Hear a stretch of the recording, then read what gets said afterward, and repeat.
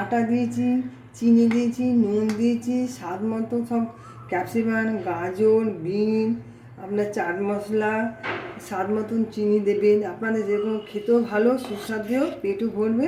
এটা কড়াইটাকে গরম করলাম, গরম করার পর এখন আমি ওটাকে দেবো। ওটাকে দেওয়ার পর একটু হালকা, আপনি মোটাও করতে পারেন, পাতলাও করতে পারেন, আপনাদের যেটা সুবিধা সেটা ভালো করে করুন, কিন্তু খেতে খুব ভালো লাগে। আমার ছেলে খুব খেতে পছন্দ করে। করার পরে এটাকে এখন আমি ঘুরিয়ে দিলাম, দেওয়ার পরে পাতলাও করতে পারেন, মোটাও করতে পারেন, আপনারা যেরকমভাবে খুশি সেরকম করতে পারেন।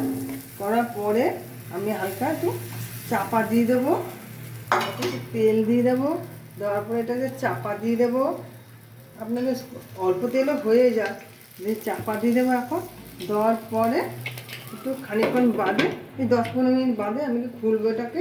খোলার পর এইটা হচ্ছে এবং এগুলো হচ্ছে, খুব স্বাদও লাগবে খেতে। আপনারা খেয়ে একটু দেখবেন, দেখার পরে একটু লাইক করবেন আর কমেন্ট করবেন। তার পরবর্তীকালে আমি আর কিছু দেখাবো। বন্ধ করে